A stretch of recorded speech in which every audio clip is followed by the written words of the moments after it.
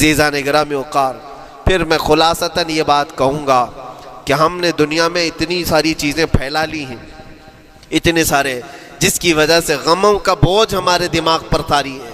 اور ایک وقت وہ آئے گا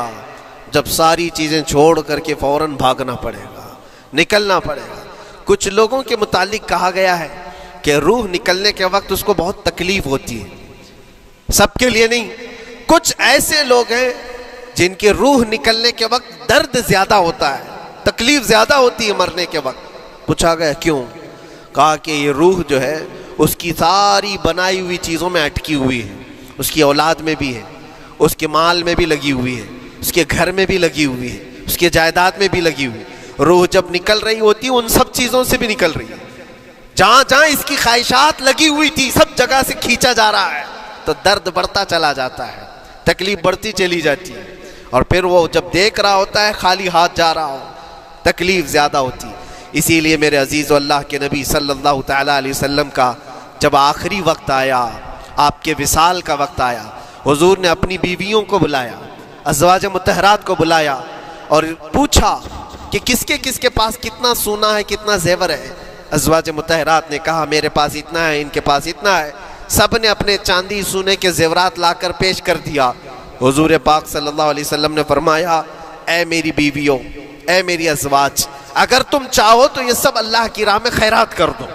اللہ کی راہ میں اس کو وقف کر دو، خیرات کر دو۔ بیویوں نے پوچھا یا رسول اللہ صلی اللہ علیہ وسلم، کیا آج سے سونا چاندی پہننا حرام ہو گیا ہے؟ کیا ہمارے لیے ناجائز ہو گیا ہے؟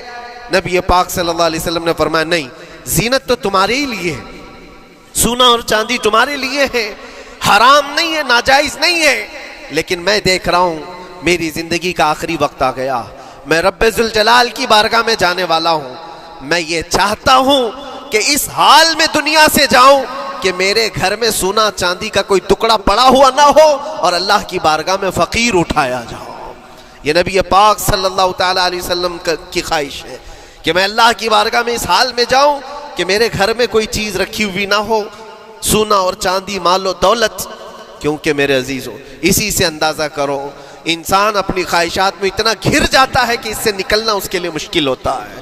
اور روح نکلنے کے وقت یہی تو تکلیف ہوتی ہے کہ کہاں کہاں کیا کیا بنایا تھا، کتنا جمع کیا تھا، حساب کرتے کرتے اس کی روح نکل جاتی ہے۔ ہم نے دیکھا ہے، میں اپنا ایک تجربہ بتاتا ہوں۔ عمرہ سے ہم واپس آ رہے تھے،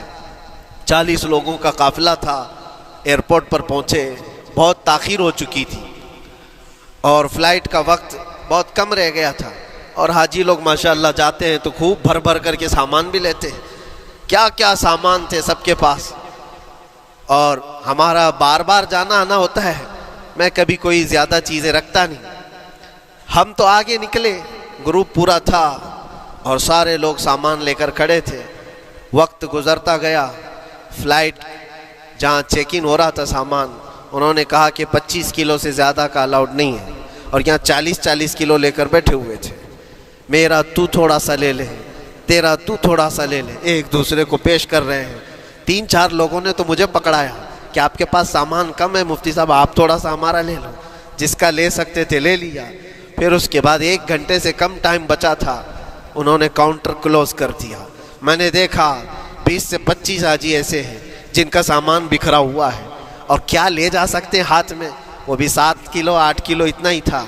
ان کی خواہشات میں دیکھ رہا تھا، کوئی مسلح اٹھاتا ہے، کوئی کھجور اٹھاتا ہے، کوئی کہتا ہے نہیں میرے بچوں کے لیے کھلونے لیا تھا اس کو لے لیتا ہوں، وہ لے لو تو مسلح چھوڑنا پڑتا ہے، یہ لے لو تو کھجور چھوڑنا پڑ جاتا ہے۔ کسی نہ کسی طرح سے وہ لوگ آخری وقت 2-4 چیزیں لے کر کے نکل رہے تھے، اور بکھرا ہوا پورا سامان ایئرپورٹ پر ایسے ہی موجود تھا، 1-2 کلو نہیں، کتنے کلو کا سامان چھوڑ کر کے یوں ہی آنا پڑا۔ یا تو پھر فلائٹ کے سفر پہ جاؤ یا سامان میں لگے رہو، 2 ہی آپشن تھے، اور کون وہ چھوٹے سامان کے لیے اپنا سفر ملتوی کرتا۔ واپس آئے، حسرت بھری نگاہوں سے دیکھتے رہے اپنے سامان کو، اور پھر اندر آ کر جب بیٹھے میرے ذہن میں یہ بات گونجنے لگی، یہی حالت ہوتی ہوگی جب انسان دنیا سے جا رہا ہوتا ہے، جب یہاں سے رخصتی کا وقت آتا ہے اور ملک الموت سر پر آ کر کھڑا ہو جاتا ہے، روح نکلنے کے لیے بھی تھوڑا سا وقت باقی ہے، بس منٹوں میں بھی نہیں رہ گیا،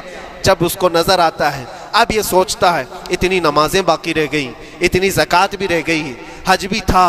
اور بھی کچھ چیزیں کسی کے دینے کے باقی تھے، قرضے بھی تھے، کس چیز کی نصیحت کروں، کس چیز کی وصیت کروں؟ فلاں جگہ ایک گھر خرید کر کے اس کے ڈاکیومنٹ تو وہاں رکھا تھا، بیٹے کو بھی نہیں بتایا، بیٹی کو بھی نہیں بتایا، پتہ نہیں کس کے ہاتھ لگ جائے گا۔ یہ خواہشات گھومتی رہتی ہیں، وہ کسی کو بتا بھی نہیں پاتا، ادھر ملک الموت روح نکال کر نکل پڑتے۔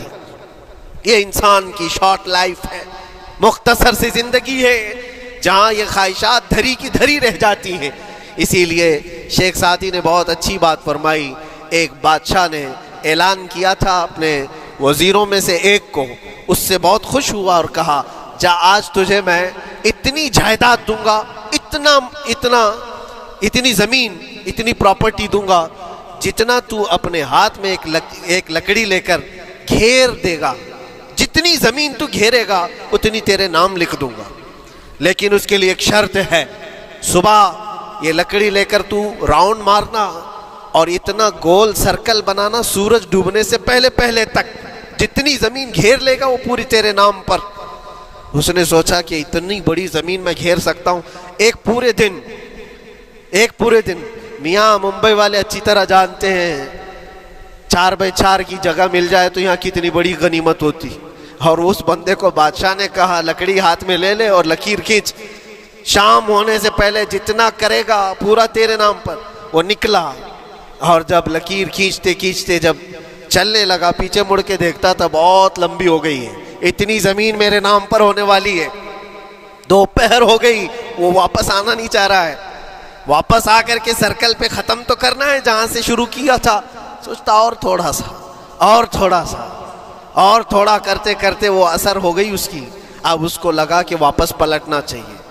کئی کلومیٹر ہو گئے تھے، اتنے کلومیٹر کی زمین اب وہ اپنے نام پر کروانے والا تھا، لیکن جب واپس پلٹنے کا وقت آیا سانس پھولنے لگ گئی،